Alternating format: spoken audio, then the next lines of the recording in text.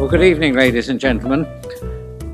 We've all heard about dumbing down, the deliberate oversimplification of intellectual content in education, literature and cinema, news, video games and culture.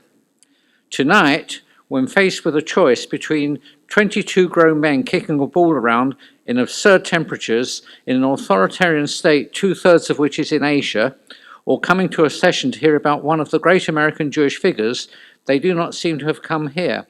England, Colombia 1, Edgware United Synagogue less than 1, with no prospect of a penalty shootout.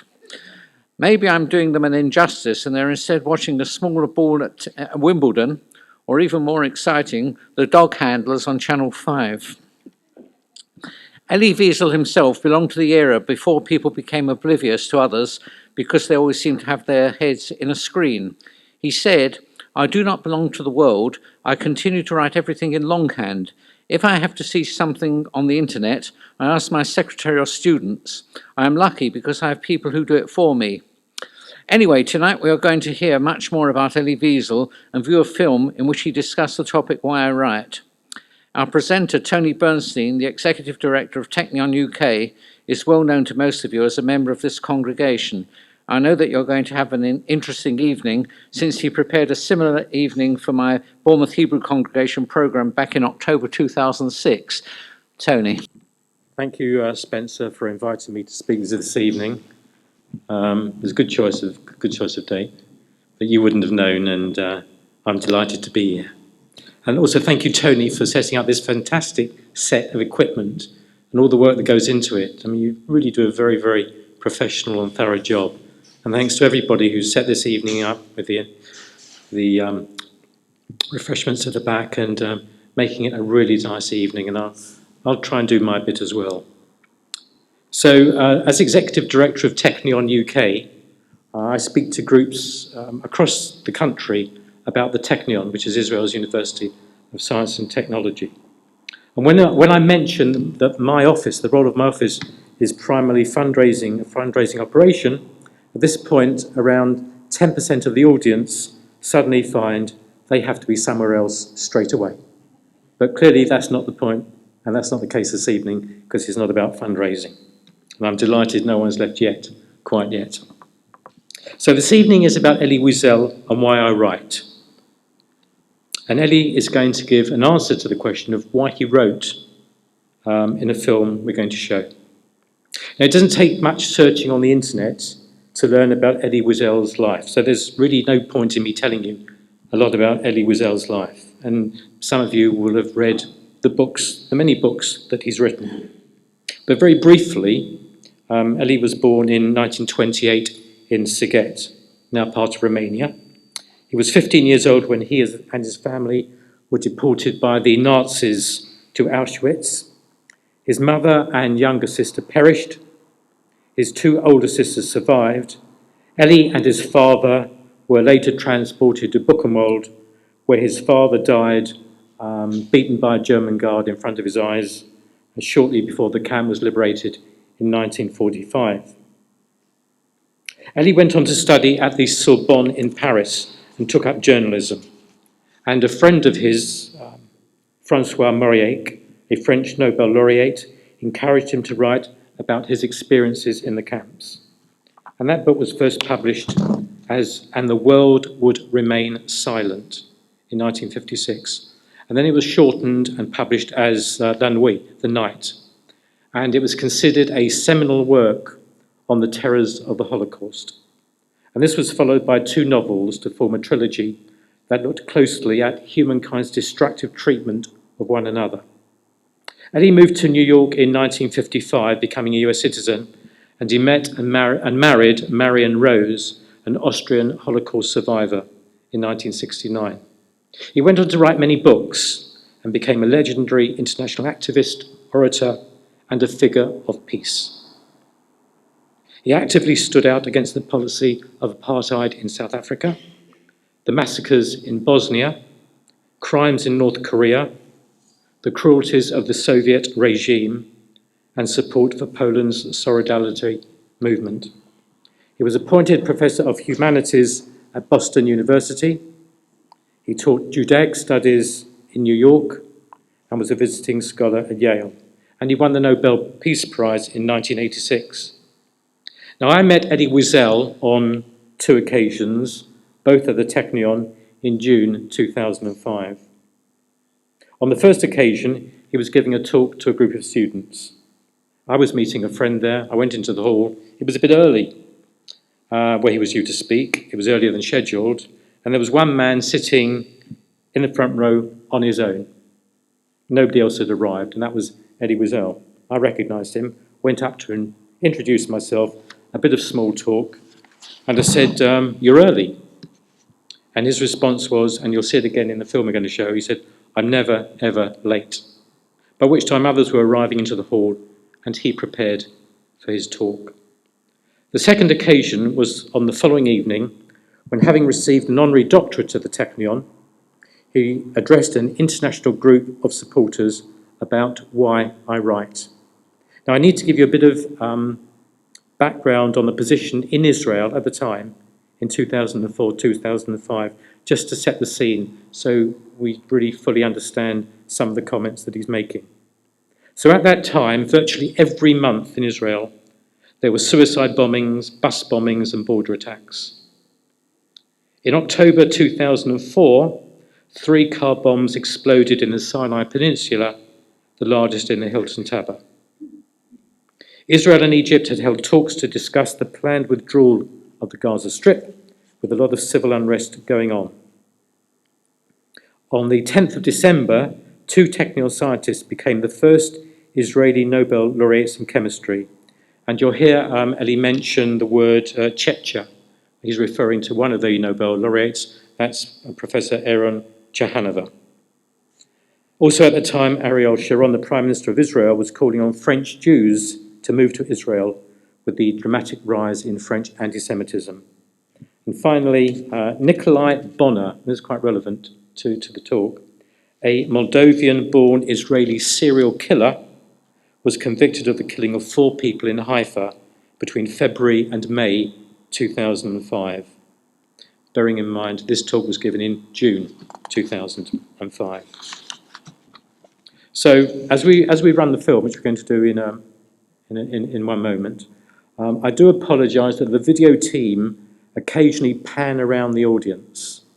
So, instead of trying to recognise anybody in the audience, just sit back, close your eyes for a moment, and just focus on the words. And also, Elie Weisel's voice needs concentrating and listening to. So, with that introduction, and I'll say a bit more after the film is finished. It's only a short film, it lasts for about 40 minutes. I introduce to you Elie Weisel and why I write. No, Chacha, more than anyone, how meaningful this moment is to me, and how meaningful my whole experience with Technion is, for all kinds of reasons. Oh, God knows why. I'm not boasting, I had enough honors, and it is special, very special. Both because of the past, but also because of what lies ahead of us. The title given was Why I Write. It's a little bit late to ask this question. I've published so many books. I should have asked this question before. I've published almost 45 to 50 books. My God, now I am asking why I write.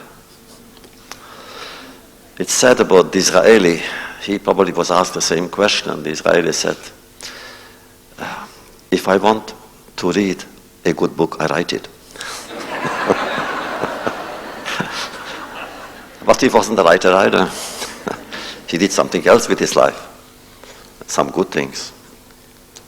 Why does one write, really? Camus said, I entered literature through adoration, through worship. Others entered it, like Céline, the Havdil between Camus and Céline. Céline entered it through anger, rage, even hatred. I think I entered it through silence. I believe, strange for me to say that to somebody, after all, somebody who wrote so many books. I believe in silence more than I believe in words. If it weren't for the silence in my books would be worth nothing. The weight of a book is the weight of its silence, not the weight of its words. It's what separates one word from the other, which to me is a mystery as great as what separates not one molecule from the other in science, but one planet from the other. What do we do with that emptiness? How do you feel it? What remains of it? For a writer, of course, the question is not only why he writes, but what is he going to write about? And usually the first book is the easiest. The second one is difficult. Therefore, in America, we know the tradition is the writers develop a certain writer's block. And that block begins with the second book. Because they have given everything they had about their lives, about their experiences for the first book. There's nothing left, or very little left for the second one. So my advice usually is to them, start with the second. What do we write about? The second question is, whom are we addressing ourselves when we write? For whom are we writing? And the third question, of course, what don't we write? I'll start with the last. What I'm not writing about. I told your president and his friends that I used to be a journalist. I came by accident, really by accident. I was a journalist. I even came to be a war correspondent here in Israel in 1949. I know as much about war correspondence as I know about Chinese cooking. Believe me, I know nothing about Chinese cooking. But I was sent, so I came to be in Israel. And I became a journalist. Had I been a journalist now, I tell you what I would have written about. But I won't, because I'm no longer a journalist. And at times I even wonder, why shouldn't I? Maybe I should come to Israel for a year and really take a mador, what we call it here, a special page every week, and write and respond to life here, what's going on. And forgive me if I say things that may pain you. I don't understand what is happening in this country. When I came in 1949, really I was poor, but I had the press card, and that opened all the doors. I could travel free. It was a small, poor country, but it had such a generosity of spirit. People were so close to one another. The doors were open. Never would you find a closed door anywhere, day and night. And the kibbutzim were flourishing, and the army was great. It was a kind of singing. You went along singing from person to person. They didn't ask for your name. They simply said, you are Jewish, come in. You are hungry, come eat something. You are thirsty, have a glass of water. Never do I remember a trial of murder in those years in Israel. Never. Yeah, stealing, of course, why not? After all. Cheating, why not? Okay.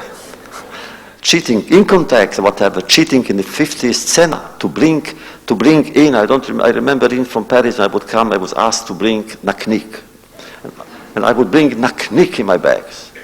Too much. Okay, you cheat. You say you have one. You had two. Big deal. Okay. But murder. My friends, in the history of 1,000 years of Jews in Eastern Europe, I checked. 1,000 years of Jewish life in Europe, Eastern Europe. I'm not speaking about the ritual murders, what we call in Hebrew alilot dam, but murder. There was only one case of a Jew being accused of murder. They called him Reinitz. He became almost a verb. Don't be a Reinitz.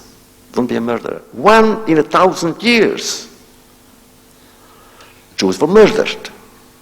But Jews somehow didn't murder. And today it breaks my heart. I open every day the newspaper here. Oh my God, what's happening here? I'm not saying it, I hope you understand, in an accusatory way. I cannot. I would never say anything derogatory of Israel. Ever. I made a neder. I made a vow from the very beginning of my life that I will only be a Melis Yosher. I can be a defender of Israel, of Israel's name, of Israel's honor, of Israel's image. Never be a category. I will never be an accusator. And so many intellectual people in Europe and in America write me open letters. Why are you silent about Israel? Let them write. I will not attack Israel, ever.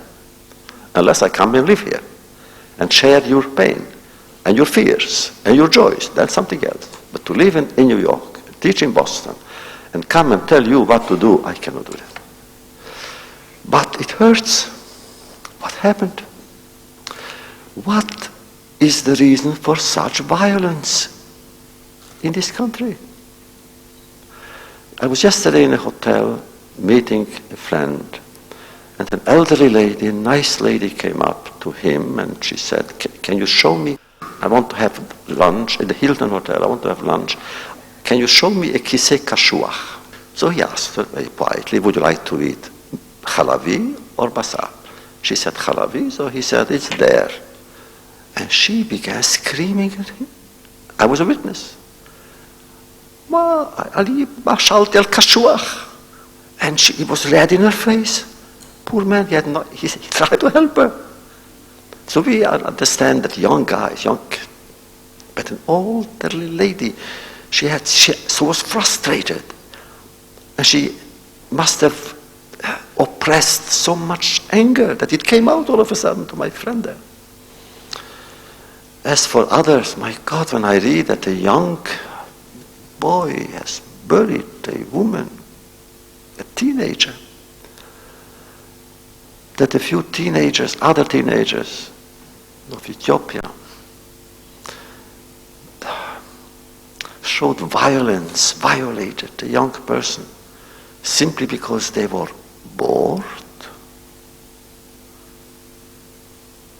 What's happening here? Really, believe me, I'm asking with pain, not with anger, but pain. What's happening here? Now we know one thing. Those of us who studied psychology, we know that language is what brings people together. When language fails, violence becomes a language. Now, is this the reason, at least, one of the reasons, why people now here are so violent? Because they lost the language. Maybe feeling that they don't understand each other. It's possible. To say, look, anyway you won't understand me. And therefore, boom.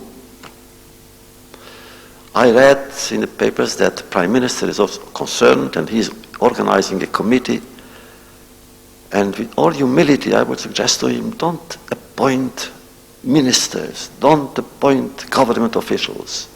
Appoint a group of psychologists, of educators, of philosophers, of moralists, of poets, simply of people to sit down and investigate this problem. It's too easy to say all these are resolved because of the enemy. It's true, must be that too. But there must be other reasons as well. And I think a commission should be organized to come and check into this absolutely urgent matter. But there are other things in this plan I don't understand either. During the time when there were so many piguim, as you call it, but I call simply the suicide terrorists, what they did. You know, I who studied psychopathology, in which I studied psychology, I couldn't understand how you in this land have not had a collective nervous breakdown. Just like that, a collective nervous breakdown. To see mothers, when they send their children in the bus to school, never knowing where this bus will end up. How can you live like that? But you can. As I said 2 days ago, the Jewish people is a very special people. We don't accept the laws that govern society or the human being. What other peoples fail to do, somehow we can do because we must do. And as Kant would say, we must do because we can do. Which means never to give in to a collective breakdown. Had we done so, we had enough reasons to do it. In ancient times, you remember in ancient times after the destruction of the temple, there was a mood of despair going through the nation. And then who governed us? The Peroshim. Why were they called Peroshim? Sheparshu min shotehen. The Pharisees was because the men left their wives. And in a way to say, Master of the universe, you want a people without us? Go ahead. Go ahead, do it. And then they were overruled. Because despair is not an answer. Despair is the question. We could have given up in so many lands, on so many occasions. There were so many reasons to give up. And of course the last one was the most tragic of all that Chechar referred to. Somehow, we accomplish miracles, human miracles. We had all the reasons in the world not to trust anybody, not even our friends, because we realized that the promises of the friends are worthless, whereas the threats of the enemy are not. We learned it. And yet, look, we trust our friends and we want our friends to be friends. And when I see a stranger in the street, I don't see in him an enemy, not even an adversary, but a companion, whoever that stranger is. And that's how I want my son to live. Not to see in the other a source of danger, but a source of curiosity, a source of possible friendship and joy. So these actually are a little bit things I do write about. I wrote many things. I wrote novels, plays, poetry, in the novels. I wrote a cantata. And about Talmud, about Tanakh, about Hasidism, about mysticism, about Russian Jews. Russian Jews to me were for a time as important as Israel. Why? Because when I came to Russia for the first time in 1965, and I wrote a book called The Jews of Silence. At that time, believe me, very few people believed that there were Jews in Russia. When Golda went to Moscow as the first Israeli minister of the embassy, she told me later, she was convinced she wouldn't find Jews there because half of the Jews had been killed by Hitler and the other half forcibly assimilated by Stalin. So there are no more Jews there. And therefore she gave orders to her staff, it was before Rosh Hashanah, to go to Shul on Rosh Hashanah. They all went to Rosh Hashanah to Shul. Little did she know that the Shul was not very far from the KGB. At that time it was called the NKVD. And all of a sudden, from word of mouth, thousands and thousands and thousands and thousands of Jews gathered that Rosh Hashanah to the synagogue. And they filled the street, the Archipova street, which I came to know later on. Little did they know that the KGB, or the NKVD was there, and Beria all of a sudden came into Stalin and said, do you know what's happening there? The Jews are staging a rebellion. Look and come, see. That's when Stalin, who was anti-Semitic anyway, decided to deport, actually to do something. And he became pathologically anti-Semitic. Pathologically. That's when he created all of these trials, the show trials in Moscow, against Jews, in Prague, in everywhere, wherever communists lived. And he then decided to deport all the Jews to Siberia.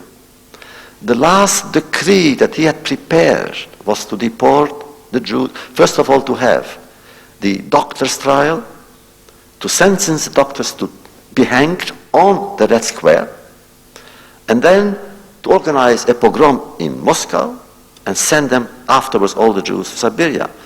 The camps were ready. The trains were ready. The barracks were ready. But he died before signing the document. So when I came to Russia, I discovered Jews that I didn't know. I met Jews who lived in fear in Kiev, and all right, it was clear. Jews should live in fear. But then on Simchat Torah, I will come before the celestial tribunal, and they will ask me, what did you do in your life?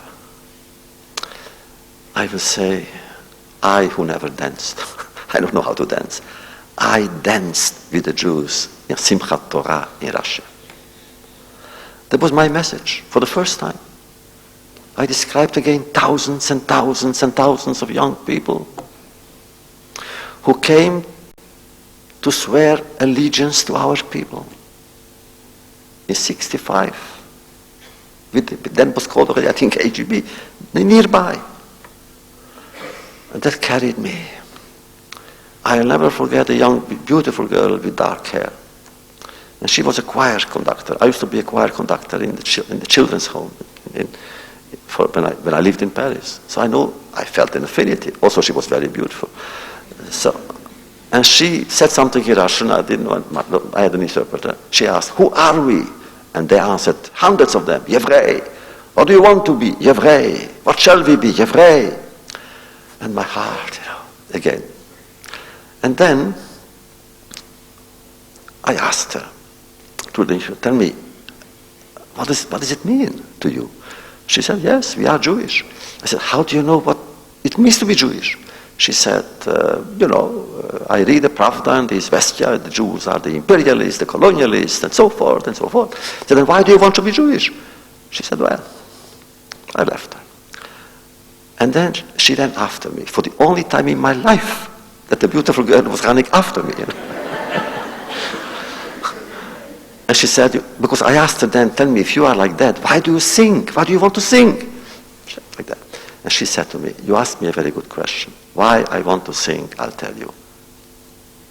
I'll tell you. I am Jewish because I love to sing." At which point, if I had more courage, I would have kissed her, but I didn't. So, because she answered me a question. A Jew is somebody who sings.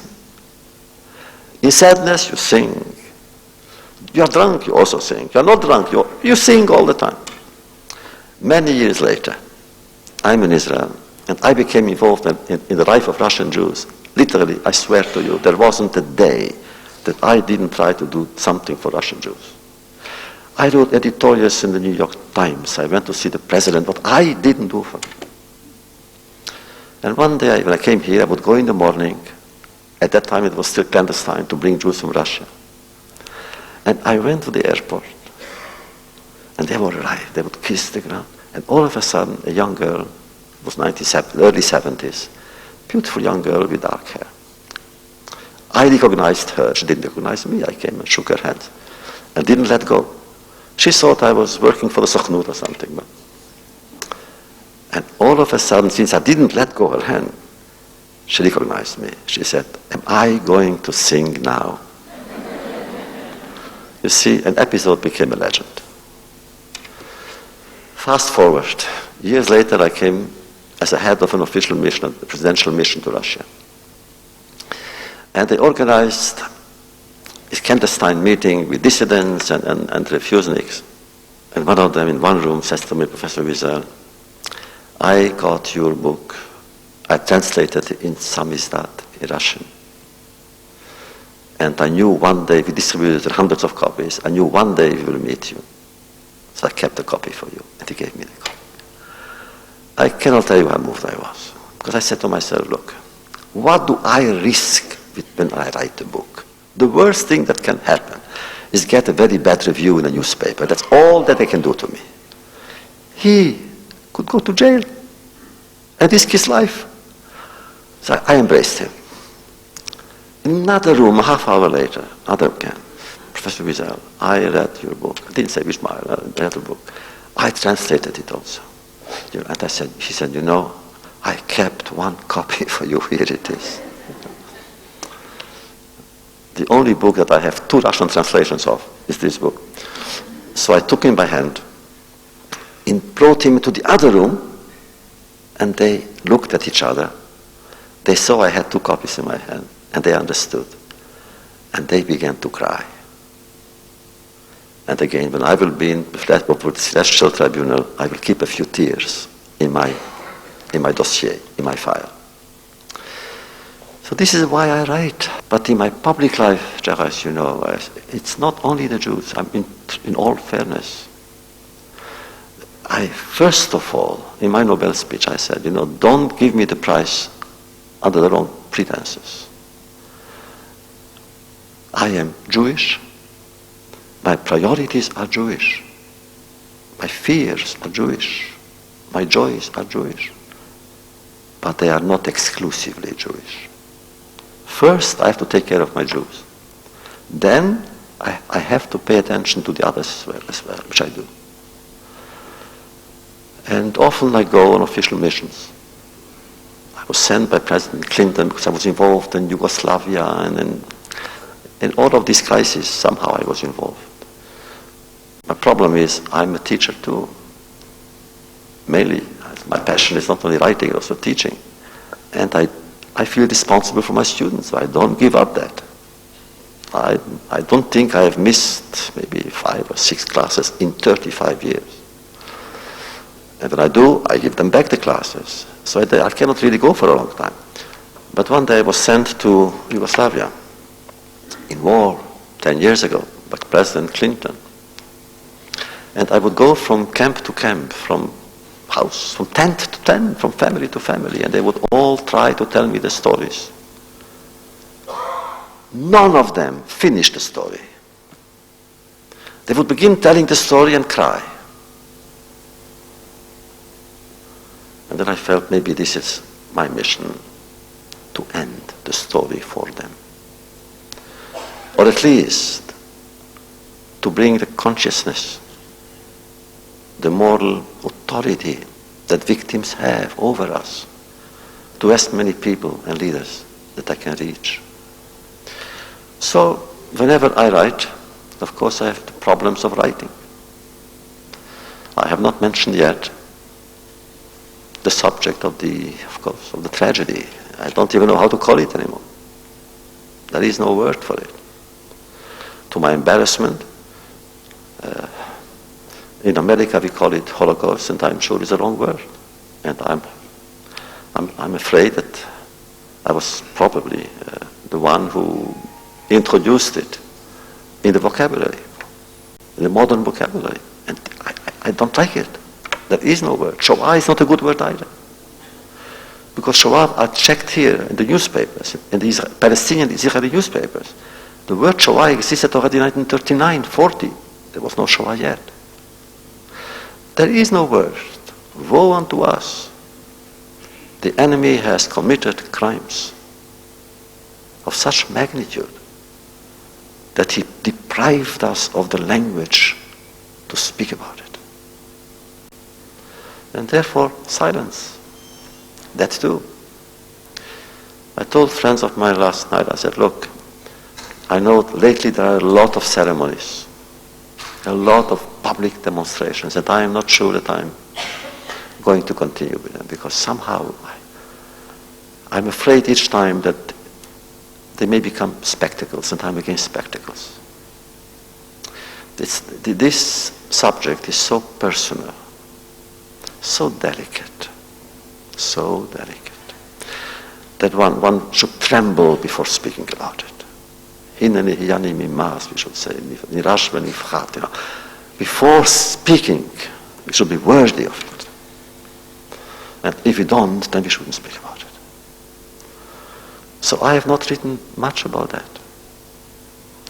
A man named Robert McAfee Brown was one of the greatest theologians in America. He wrote about me, and he said, quoted me saying that I have written very little about that subject, which is true, but at the same time he says whatever he wrote about me is about it. Even if I wrote about the Bible, somehow it's about that. I'll give you an example. I wrote about Cain and Abel. You mentioned Cain and Abel, Shachar. Yes. I never understood why the Torah begins the recorded story of humanity with two brothers. That began with Adam and Chava, Adam and Eve. Okay, we cannot do without them, right? But why should it begin with Cain and Abel? Two brothers, and one becomes the killer or the victim of the other. The only brothers, the only teenagers in the world then. And why do we have the story? Is it to teach us that it's possible to be brothers and enemies? Enemy brothers? And today it's open any newspaper, you know how true it is. In Ireland because of religion, in Yugoslavia because of that, in Cambodia because of an idiot, of a horrible man called Pol Pot. But brothers, and I say I prefer to think that the story begins to teach us that whoever kills his brother. So it's true, naturally, you can relate it to our experience. The enemy did not understand that when he tried to kill the Jewish people, actually he inflicted not only wounds, but the curse of mourning of his own people and of the whole world. Oh, my good friends, I think about it and I tell them always, how many future Nobel Prize winners in chemistry and physics and medicine or in literature or in peace, who could have created ways and methods of ensuring peace in the world, but who were killed at the age of 3 months or 6 months. And they want to tell us that they didn't inflict damage to themselves as well. We Jews are pioneers. We are not only the only people of antiquity to have survived antiquity. We are also a people who are somehow pathfinders. When we began with Lo Tirtzach, it was fashionable to kill. So what do we do now? I believe that we live in turbulent times, that you know. I believe the enemy that we all have now, not only we Jews, or here in Israel, but everywhere, is fanaticism. Just fanaticism. Fanaticism is what? Fanaticism negates culture, negates imagination, even negates humor. A fanatic never laughs. He sneers, but never laughs. A fanatic doesn't talk, he shouts. Look at the face of a fanatic distorted by hatred. There's some ugliness in that face. The fanatic doesn't believe in dialogue, because everybody must agree with him. If not, what do you mean? The fanatic feels superior only when he can treat others as inferiors. The fanatic, worst of all to me, doesn't believe in questions, only in answers, his answers to our questions. And we Jews love questions. We love questions. The first question in the Bible was not asked by man. It was asked by God. When God asks Adam, where are you? And the question was really, God didn't know what Adam was. Why did he ask? And the great founder of Chabad, the Balatanya, said, oh, God knew, Adam didn't. We don't know where we are. And therefore we must ask, where are we at this point in history? Where are we? Where are we? There is quest in question. Just as there is response in responsibility. And the key word for me is responsibility. We are all responsible for one another that we know. We are also responsible for those who are no longer here. If I were to bring shame to our people, I would bring shame to my father, to his father, to his father, to his father, until Rashi. I am responsible for their honor. I believe that what we are doing, after all, I write and I teach the way you do, and you work in your laboratories with students thinking of the future patients who will benefit from yours. What we do is we try to sensitize. I try to sensitize my students. I try to sensitize my readers as the way you do. What is education if not a way of sensitizing? What is art if not a way of sensitizing? What is music if not a way of sensitizing the ear, painting the eye, and the soul, and the heart? I met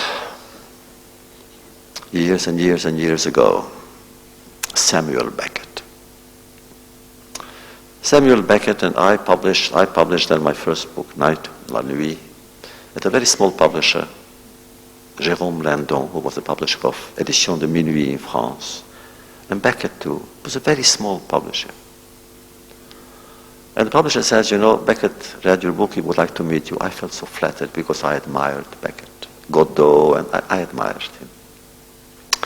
So we had a meeting, he arranged a meeting, we should meet in a cafe, Chez Francis, in Paris, Chez Francis. 11 o'clock. I always come early, I don't like people to wait for me. Students don't wait for me, nobody waits for me, I come early. I came early, sat in a corner. But 10 o'clock, didn't come. 10:15, he didn't come. 10:30, he didn't come. Around 10:45, all of a sudden I looked to the other corner, I saw a man also looking at his watch like that. I recognized his picture, he didn't recognize mine. So I ran to him, we sat down, and we spoke. For a long time we didn't talk. It was really a long, long time of silence. And then all of a sudden he said to me, you know, recently I discovered a manuscript of one of my novels. I think it was Molloy. And I found that it had a motto which for some reason was omitted from the printed version. And you know what it was? It is en désespoir de cause, which means in desperation. In other words, since there is nothing else I can do, I wrote this novel. And I felt this story applies to me too. Why I write? What else could I do? Oh, I had choice, you know. I was choir conductor in a children's home, and I was playing with the idea of becoming a conductor. Before the war, I played violin. Which Jewish boy didn't play violin in Eastern Europe? They all wanted their son to become a chayfetz, so okay. So I played violin.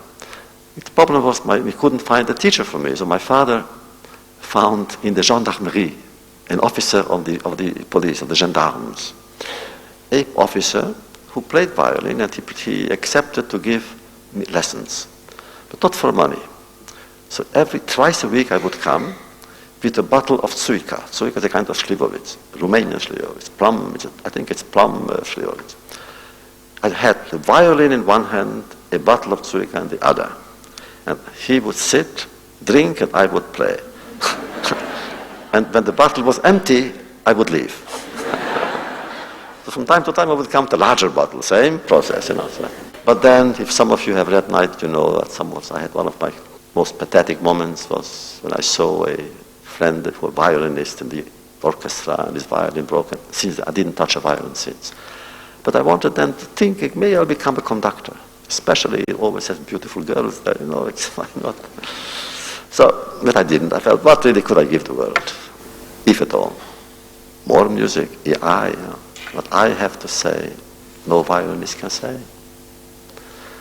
Why write? Because I try to say things that cannot be said. And in the context of fire, in that world, I decided we must find beauty, human beauty, friendship. and a reason to go on, believing that whatever the enemy had wanted, we shall never think in his terms, but in ours. We shall never accept his laws, but ours. We shall never be like him, ever. In choosing death as a cult, as a means, as a way of attaining whatever goal possible. That is not something that must give life. That is death. We are celebrating the living and life and bring honor. I always like a marvelous sentence back. There are two ends in Camus' play, La Peste. One of them is pessimistic, the other one is optimistic. The last words, when everything was done in the plague, which is a great novel, everything was done.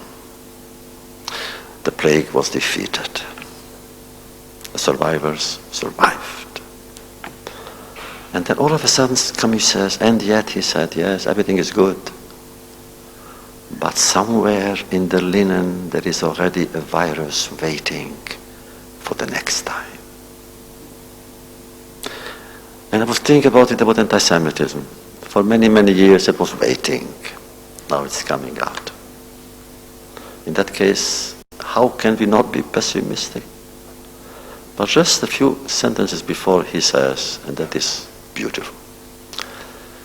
Dr. Rieu, who was the author of the Chronicle of the Plague, he says, looking around, he says, à la limite, à la fin, at the end of the story, he says, we must recognize that there is more in man, which means there is more in a human being to celebrate than to denigrate. And surely in this place, Mr. President, in the Technion, my dear Czecha, in this place you have shown that there is more in the human spirit to celebrate than to despair. Thank you.